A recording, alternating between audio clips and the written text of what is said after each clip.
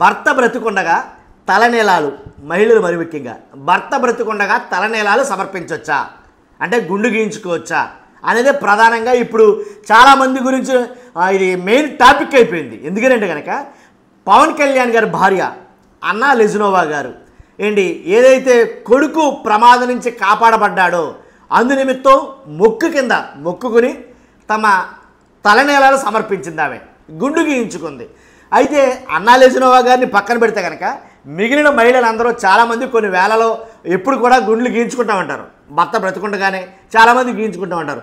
కానీ అది సనాతన ధర్మంలో వ్యతిరేకం, అది సనాతన ధర్మం అలా చెప్పడం లేదు.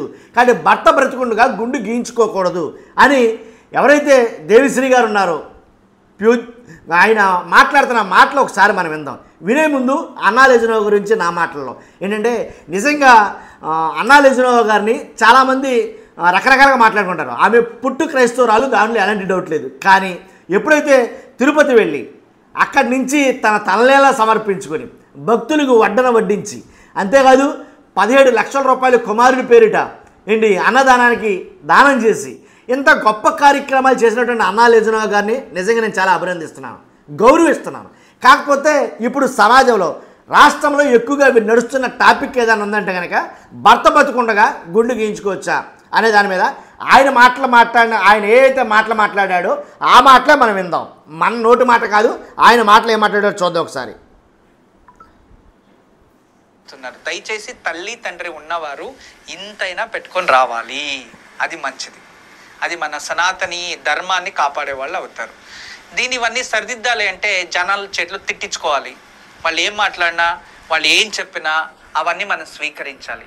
ఇలా చెప్తూనే ఉంటే ఏదో ఒక రోజు వాళ్ళకే ఓకే ఎవరో ఒకరు చెప్పింది గుర్తొస్తుంది, ఇంత జుట్టు అయినా ఇక్కడ పెట్టుకుంటారు. ఇది అందరికీ తెలిసినదే, కానీ అందరూ దాన్ని వాళ్ళు స్వీకరిస్తే మంచిదే, స్వీకరించకపోతే మనం ఏమి చేయలేం. స్త్రీలు ఎప్పుడు కూడా ఒకటే, భర్త చనిపోయినప్పుడు మాత్రం సన్యాసత్వం స్వీకరించినప్పుడు తలనీలాలు తీస్తారు. తర్వాత పుట్టినప్పుడు మనకి ఏదైతే విన్నారుగా, భర్త చనిపోయినప్పుడు కానీ లేదా సన్యాసం తీసుకున్నప్పుడు మాత్రమే తలనీలాలు సమర్పించాలి, అంతేగాని తర్వాత పుట్టినప్పుడు చెవి కమ్మలై పెట్టినప్పుడు తలనీలా సమర్పిస్తారు, అంతే తప్ప ఇంకెప్పుడు కూడా తలనీలాలు సమర్పించకూడదు. భర్త బ్రతికుండగా భార్య గుండు గీయించుకోకూడదు అని ఎవరంటే ఓంకారం తెలుసు కదండి, జీ తెలుగులో వస్తుందో ప్రోగ్రాం ఓంకారం అని.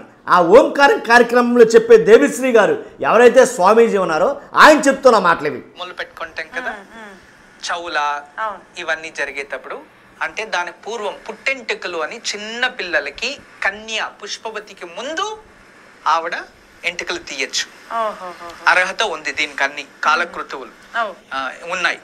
ఎప్పుడైతే కన్యగా మారుతుందో తర్వాత ఆమె తీయకూడదు.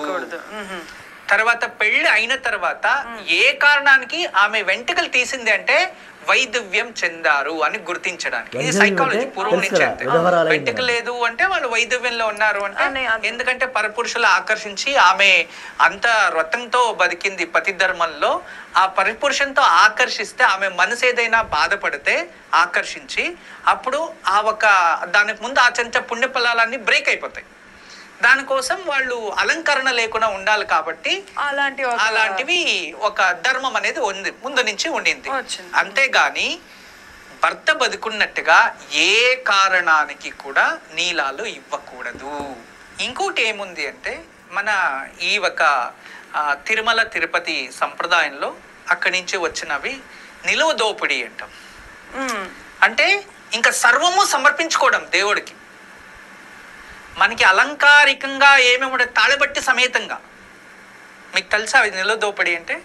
ఎప్పుడు అంతే. అంటే ముక్కు పొడుగుతా నుంచి చెవులో ఉండేతా నుంచి తాళిబట్టు, మాంగళ్యము, కాళ్ళలో ఉన్న పోగులతో నుంచి అన్ని ఇవన్నీ దేవుడికి సమర్పించుకోవడం, ఇవన్నీ అలంకారిక వస్తువులే కదా.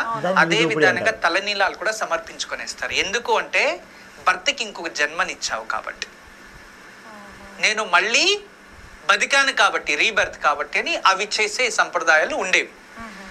పూర్వంలో అవి కూడా ఉండేవి. దాని గురించి నేను చదువుకున్నాను కాబట్టి ఆ విషయం నాకు కొంచెం అర్థమైంది. ఓకే, నిలువ దోపిడీ ఇచ్చేస్తున్నా మొక్కుంది అని.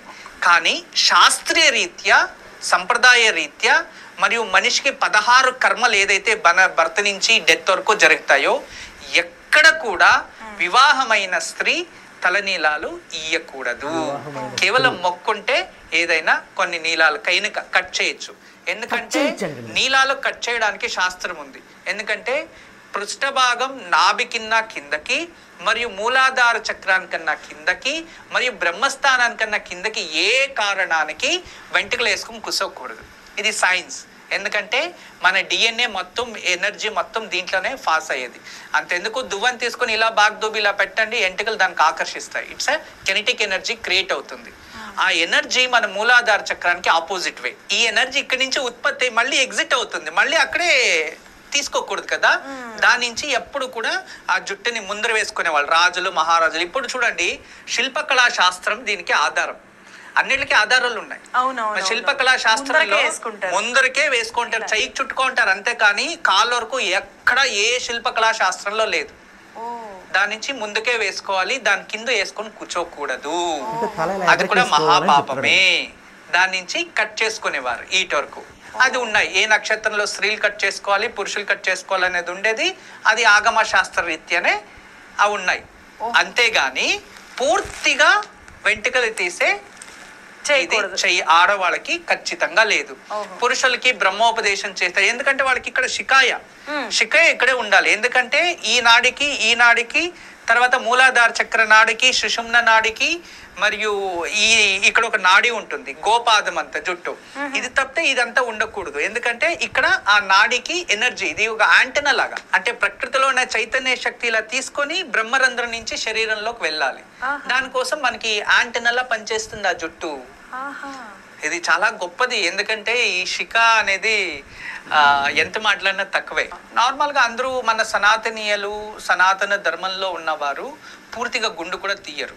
తండ్రి చెడిపోయినప్పుడు మాత్రమే మొత్తం శిఖా తీస్తారు. దేవుడికి నీలాలు ఇస్తే ఇంతైనా ఇక్కడ పెట్టుకుంటారు. అంటే శుభ సంకేతానికి అశుభ సంకేతానికి కనబట్టేది అలాగే. కానీ మనోళ్ళు మొత్తం అన్ని గీయించుకొని వస్తున్నారు. దయచేసి తల్లి తండ్రి ఉన్నవారు ఇంతైనా పెట్టుకొని రావాలి. అది మంచిది. అది మన సనాతని ధర్మాన్ని కాపాడే వాళ్ళు అవుతారు. ఇవన్నీ సరిదిద్దాలి అంటే జనాలు చెట్లు తిట్టించుకోవాలి.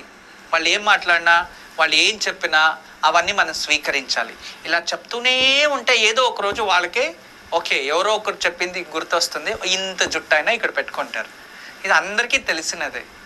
కానీ అందరూ దాన్ని వాళ్ళు స్వీకరిస్తే మంచిదే. స్వీకరించకపోతే మనం ఏమి చేయలేం. స్త్రీలు ఎప్పుడు కూడా ఒకటే, భర్త చనిపోయినప్పుడు మాత్రం సన్యాసత్వం స్వీకరించినప్పుడు తలనీలాలు తీస్తారు. తర్వాత